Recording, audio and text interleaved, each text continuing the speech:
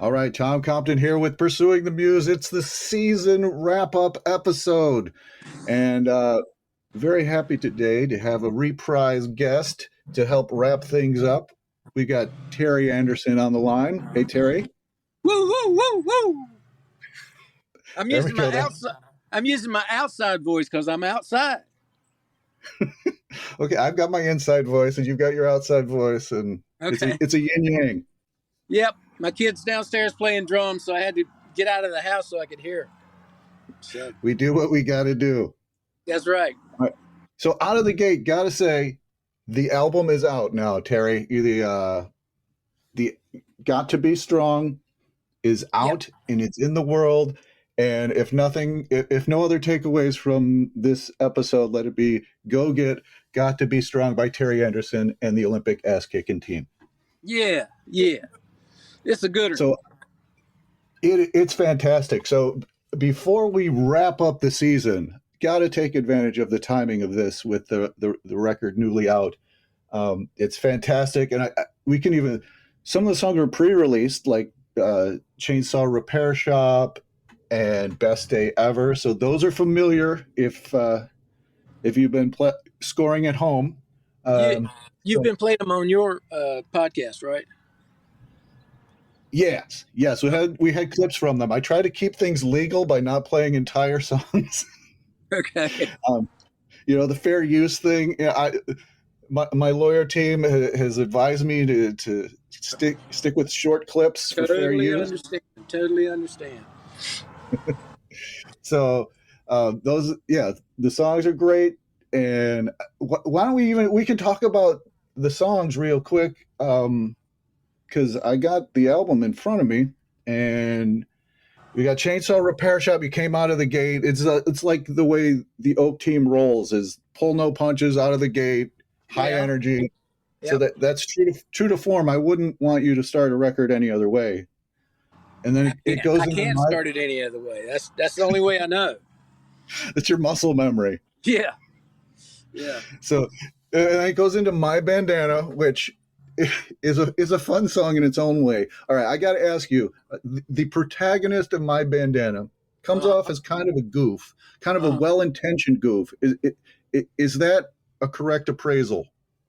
Yeah, it is. It's just talking about the dude wears bandanas all the time, and he keeps them handy for any number of things, and he just spills out all the things that he's talking about.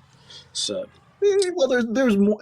It gets subtler and deeper than that, because the guy's like using the bandana for first aid, to wave it as a surrender or as a celebration of love. There's like this whole. It's like a security blanket on steroids or something. Yeah, exactly. Okay, but I'm just to approach the character though. Is he a goof in your mind, or is that just my interpretation as a listener? I think he is kind of a goof. Okay, because it's me. Good. It's me. So, wow, such honesty and such vulnerability. A total goofball that has no sense whatsoever. So. Love it. It goes into Best Day Ever, which is fantastic. It's a celebration on steroids, and probably my favorite drums on the album is Best Day Ever. Love the drums. It's fantastic. Yeah. Well, I was walking my dog up the street, and this car drove by and had Best Day Ever right on the front, had a license tag that said Best Day Ever. So I was like, it's a sign. That could be a song. So I started singing the lick. And so it just went on from there. Yeah. That one was pretty. That was one of the easiest ones to write, actually. So I just spit that one out before I got home, really. It's so awesome.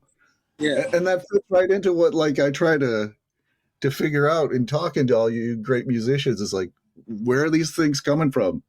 Oh, man. I can tell you where each one of them came from. Like Chainsaw Repair Shop. There's a Chainsaw Repair Shop right up the road about 3 miles. Of course there is. It's actually like a chainsaw lawnmower repair. But, they sell chainsaws right there, right before you go in. So I was like, hey, that's a song. You know, just everything I see, I wonder if it's a song, because that's what I do now. I don't work. So my whole life is just a song rolling around in my head. So last night I got up at 2:00 because I had some words for this other song that I'm working on. So it's kind of torturous at times, but I do eventually go back to sleep.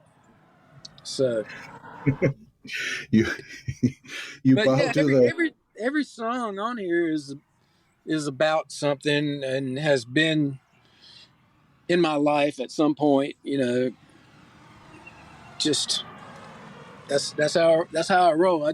Even you know, I get down to nitty gritty. Like I've got a new song called "You're Out of the Band," and I go through all the members of my band saying that you're out of the band. So, and it's you'll have to hear it. It's really good. So, but are they taking it personally? I'm actually too honest to be a songwriter. So, but, No, it's working. well, you It's know, working. I'm just a hick. What am I gonna say?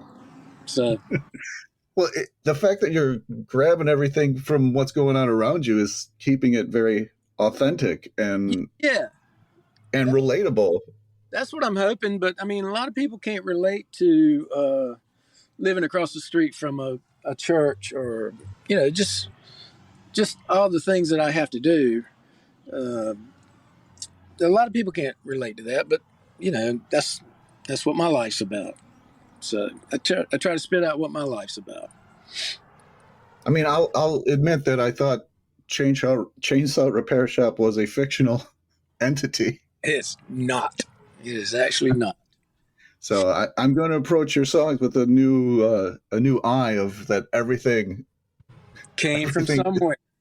It's not a work of fiction. That's right. That's right. So, yep. So the album gets a little more poignant after Best Day Ever with Dilapidated Heart, and you know it's that one pulls at the heartstrings because it's a guy trying to make it through, and it's been a tough road, but and he basically gives up in the end, trying to find love. You know. Sure. I mean, we all kind of get to that point at one time or another. Yeah. So that came from about 0.7 of a mile down the road over this way. Okay. My neighbor has a farm with about 500 to 700 acres that me and my dog Jojo will walk around there, and he'll jump in the pond, and then we'll walk the rest of the way. He'll come back, jump in the pond again, and then we'll walk around. And it's like 2 miles by the time we're done. So there's a beautiful hill right there overlooking this other guy's wheat field. And so I was just walking up through there and looking at his old dilapidated houses. He's got a bunch of old barns that have been there for probably, I don't know, since the 40s, since the 30s even, maybe his parents. But he's got an old bus that used to transport prisoners. And he's got just all this old dilapidated shit down there. So the word dilapidated kept going around in my head. So I said dilapidated heart and just took it from there, which I think it's my favorite song on the record. And I think I sing it the best out of all of them. I can't sing, so I emoted that one the best. How about that? Right. Yes, that's something I'm slowly learning over the years. It's not about being Pavarotti. It's about delivering emotion. Yeah, and doing so without hurting somebody's ears. You're a giver. That's right. I'm a giver. So, and then it feels like Dilapidated Heart and Regret Avenue go along well together, because kind of going to Regret Avenue, which is, you know, a metaphor for making them mistakes that we make, and That's right. ultimately can lead to a dilapidated heart. That's right. That's right. Yeah, it's like just taken from old loves. You know, you just you wish you hadn't have done that kind of thing. So Mm-hmm. And then I feel like Magnificent and Doesn't Exist go well together as well, because I started to get a feel like one of the cool things about this record is it's taken an angle on love, or to many angles on love, and yeah, Best Day Ever is like a great relationship. Magnificent it was a great relationship, and right, it's so cool that you could acknowledge that right. even though it's in the past. Uh-huh. And Or then Doesn't you just Exist realize that you're just not good enough for her. You know, you realize that she is a star. She's going to be, you know, she's going to get rich and be famous and all this shit. But you are just a country boy down here in Bunn, North Carolina, and you don't deserve her, kind of thing. So that's kind of what that's about. Absolutely. And that's I think that's a humility as a songwriter that is so refreshing in like the current music scene. Mm-hmm. Oh, there is one. There's a current music scene. Wow. Yeah, it's called Taylor Swift. Yeah, that's true. That's true. Which I I I don't fault her for nothing. Oh, no. She can write a song. She's good, and she Yeah, can she's sing. doing it. She looks great. So what else you want? Right? So, She's doing what she does and people like it, so yep, that's right. not hurting anyone. Yep, and she's not 67 years old. I don't know. Well, it's not you're never too old. Didn't they say like Colonel Sanders like didn't start Kentucky Fried Chicken until he was like 72? Wow, I He didn't was know like homeless living in his car. He took that. the That's So pretty it's never great. too late. That's pretty great. I didn't know that. Of course, you know, don't fact check me because I could be off. This is going Okay. right from Hey, memory. But it's your podcast, man. You can call it. You can say whatever you want to say, whether I'm it's just going to true or start making not. stuff. Yeah, I'll just start making stuff up. It works for some Republicans out there, doesn't it? Exactly. All right, so vote for me this November. Yeah, I'm going to be a writing candidate because I don't feel like filing all that paperwork. But right. There you go. just write my name down. So It Doesn't Exist is a song which is another angle on love, where you're in love with somebody, but that person isn't quite in love with you, and there's an awkward. It's great. I mean, the awkwardness is felt and it's delivered and really well done. Yeah, you can't. Um, it's the guy can't acknowledge that she even exists. As much as he would love to and love to be with her, he he just has to say that she doesn't exist because it's too hard for him. You know, too hard Right. to know that she's with another guy, and it's just like that. You know, so Right. A way to avoid reality. yeah, exactly. And then the album goes into Boxwine Row, which last time I talked to you, I hadn't heard yet except for you strumming the ukulele. Uh-huh. And I was like, oh, when I actually heard the song, I was like, oh, there's a ukulele part that Terry played. Yep. Yeah, So, that was just me and my son. And he played the extra drums on there, and he played all the guitars, and I played ukulele, and I played the initial drums, and he played the bass and all that shit. So he's so good. My son is so good. I don't very deserve. cool. I don't deserve him. It's the genetics have been passed on. Yeah, and he superpowered him. Sweet. Yep. And the song, I mean, it's got the funny title, and you think you might be in for, you might be in for a laugher, but it's really a very poignant song about like these guys looking back on stuff and trying to make sense of things. And Well, it's a good juxtaposition of, something you think is going to be more levity it is rewarding when you pay attention. right. Well, there's a place over here, walking distance. When I walk my JoJo, we'll walk past there all the time, and it's just like it's called Red Town, and it's just a bunch of old houses that are they're not big houses. They're like apartments or something. I don't know what it is, but there's a burn barrel in the middle, and I see guys out there all the time, and I want to do a video there because the guys are just like old, and I can just imagine them sitting there telling old stories, and having a fire going and getting a box of wine and drinking it and just talking trash about everybody.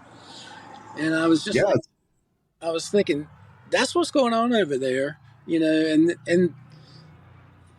Danny got killed in that wreck, or his brother got killed in that wreck, whatever it is. But everybody's got a backstory, and so they were all just over there trying to be supportive, and they're all old and poor, and so that's what that's about. They're just helping each other get through each day, So Yeah. and Boxwine Row is like Skid Row, Boxwine Row. So that's where I took that from. And it probably won't register with people, but that's what it's about. So Yeah, you're painting a very vivid picture, and it's like very, very much worth capturing in a song. And that's a real gift that you have, is to like, you're observing things around you that a lot of people are missing or taking for granted, but you're like you've got the poet's soul that sees below the surface. And that's a gift that we all benefit from. Yeah, and now that I'm not painting anymore, I painted for 50 years, and so I won't even paint at my own house now. I threw that shit down, and I'm like, don't even want to go near it. But so that's what I do. I write all the time, so I'm always thinking about the next song. And there's pieces of songs that are floating around in my head that I'm like trying to make into a song. And it's constant all the time. It's maddening. So yeah, that's what I do. And I want to circle back to that after we finish talking about the album, because that ties in awesomely to ramping up what I'm trying to get at with this whole podcast. Right. So with the last two songs of the record, Got to Be Strong. Oh, wait. Before moving on from Boxwine Row, I've had multiple people ask me if you would reveal the name of the box wine that you like, that you refused to reveal the name of last time I talked to you. Oh, well, I can go and pull one out of the trash. Hold on a second. Are you still there? Yeah. Okay. Are you getting video of me? I got no video. Oh, okay. I didn't know. I just see an icon. Right. Okay. It is called Nighthawk Black Bourbon Barrel. Nighthawk Black Bourbon Barrel. It's a Boda box. Cabernet. Yeah. Cabernet Sauvignon. All right. Nighthawk Black. And it's the only reason we get that one is because it tastes really good. And it's 14.9 or something alcohol. but does the job. we don't drink all the time anymore. In fact, we were dry for the first 45 days of this year, and first 100 days of last year, and so yeah, we're trying. Well, you don't want to give the impression that you're just like guzzling box wine. Right. No, we don't do that. We're not doing that. But when we do celebrate a Carolina victory or something, so that's what we drink. And All right. So Nighthawk it's a pretty Black. good price. Yeah, Nighthawk Black. Cabernet. The Cabernet, I've tried the other things and they're not good. So just get the Cabernet. It's better to do one thing good than no things. Yeah, exactly. So. All right. Well, thank you, because I had multiple people asking me to get if I could get the brand name from you. Well, there it is. All right. And then, okay, Got to Be Strong. Is that Jack channeling Billy Gibbons there? No, that's Don Dixon. Oh, Don Dixon. Okay. We haven't gotten the playlist and everything together yet, so it's going to be out soon. And yeah, that's Don Dixon. Okay. So. All right, good to know, because it's been. I was like, man, that is like Billy Gibbons right after Guelo there. I know he's got such a great voice, man. He is, and he was in town playing. I said, "Get your ass over here and sing on this song." So he did, and it was awesome. It's very good. And it took him like 10 minutes, you know. Wow. So it was fucking. He's so fucking talented. It makes me sick. The first time I went to Europe was with Don. We went for 3 weeks, just playing all over the place, and it was a great tour.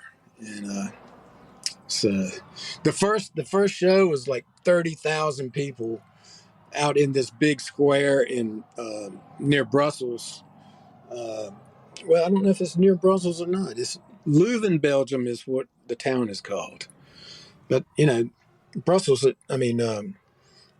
it's so small that, you know, everything's close. Right. Well, that's awesome. There's a little reunion going then. Yeah. Excellent. But I was thinking it was thinking of it like an Otis song. And he's got the Otis sound. He can sing an Otis song. Sweet. He can flat out sing an Otis song. So it's fun and a good title track. Yeah. We bandied other titles around and we just stuck with that one because it seemed to capture everything all in one thing. I think last time I talked to you, Knuckle Sandwich was the working title. Yeah, I had a couple of them, but maybe the next one. We'll see. There you go. You got the output coming. You're gonna need a lot of titles. Yeah, that's right. And the record closes with Ride Along, which is a nice ride off into the sunset. I mean, because the album is so great the way it flows as a cohesive piece, and this song is like the perfect way to end it. It's about dying. It's about just dying. So that was the best way I could put a song about dying. Well, depending on your religious beliefs, that may not be a bad thing. Right. So you can run with that as you wish. Right. It's a gift. It's a gift to the listener. Exactly. So anyway, I could see like NRBQ covering that one because it's got some nice harmonies and atmospheric instrumentation going. I'd love that. It'd be fun to hear their take on that song. Sure would. I would love for them to do any of my songs. It would be an honor. Yeah, it sure would, because they're right up there with my other favorite band, the Rolling Stones. So, so since the Faces are gone, that's all I got. Come on, the Beatles mean nothing to you? Oh, yeah, those guys. I remember them. Yeah, I love the Beatles. Of course. Of All right. course. So that's the record. It's fantastic. Everybody run out and get it. Got to Be Strong by Terry Anderson and the Olympic Ass Kicking Team. Great You record. got to have it. You got to have it. Gotta I have mean, there's so many good songs to run and do yard work to. it. That's going to be my Yelp review. Okay. There you go. And could be a potential future album title. Songs to run and do yard work to. That's actually pretty good. Huh. I might have to write a song. Okay. All right. That's what I'm doing today. Title track. Yeah. Yep. Sweet. So I've had a lot of fun talking to I've talked to musicians from around the country. I've in Mississippi, Texas. You're in North Carolina, Indiana, and a couple Chicago guys because that's where I'm at. So I have a higher percentage of musicians that I know in Chicago. So well, you're doing the Lord's work, and I must say you have a great voice for this type thing. I think you should. I got a good voice and a face for radio.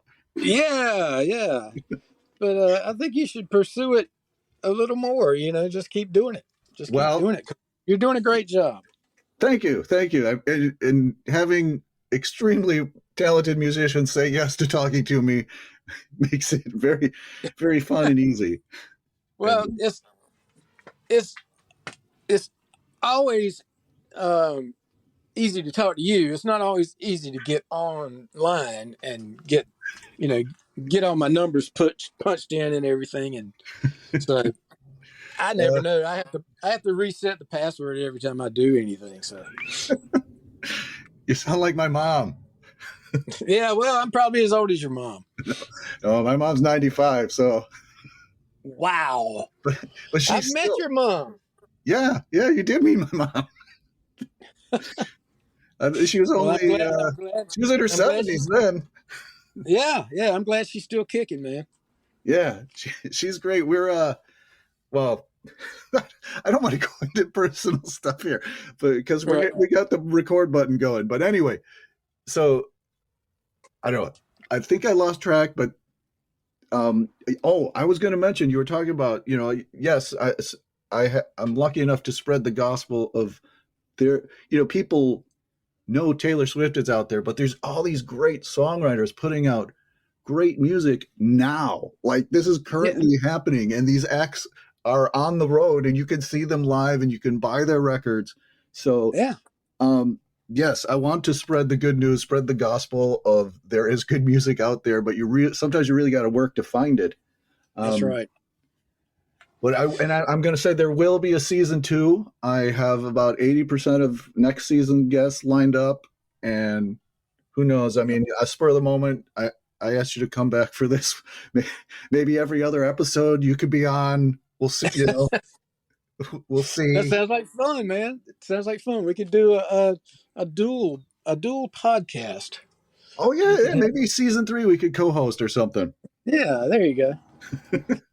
That sounds great.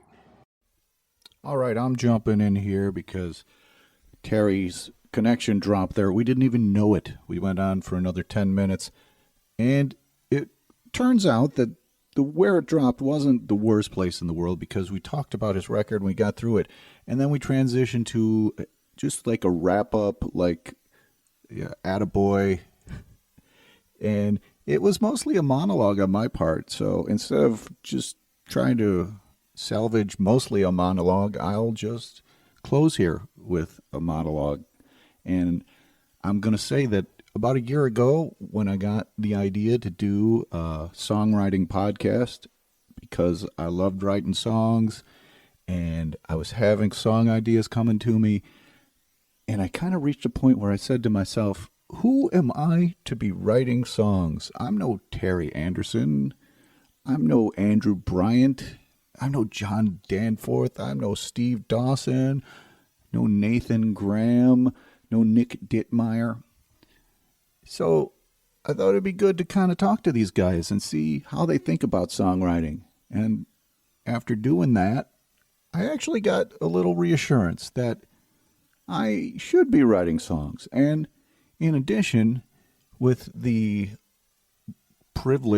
luxury of talking into a microphone and recording these things, I can share them with you. And I believe anybody who has an idea dancing around in their head should also be songwriting. And that's who I picture the main audience being for this podcast, is anyone looking for a little pat on the back, a little gold star. Yes, you should be writing songs. If you want to write songs, you should be writing songs, even if it's just poems, even if it's just melodies.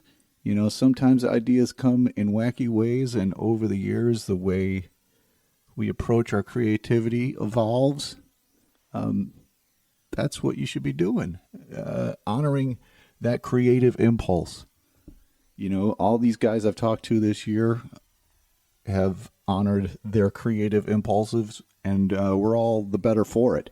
So I say, yes, you out there listening right now, jot down those melodies, get that voice recorder out on your phone, take 2,700 voice memos, as some of our guests have done. Get those ideas down, write them out, record them, whatever you got to do so that they're not lost. So this is the end of season 1 of Pursuing the Muse. I'm still hammering down the full lineup of guests for season 2, but there will be a season 2, and I'm really excited because I got some artists that I'm excited to talk to, and a couple I wasn't sure would want to talk to me because they're that cool. So I'm Tom Compton. This is Pursuing the Muse. In the meantime, since season 1 is ending and season 2, there will be a little gap. You should go out there and pursue your own muse, and I'll catch you when I catch you. Thanks.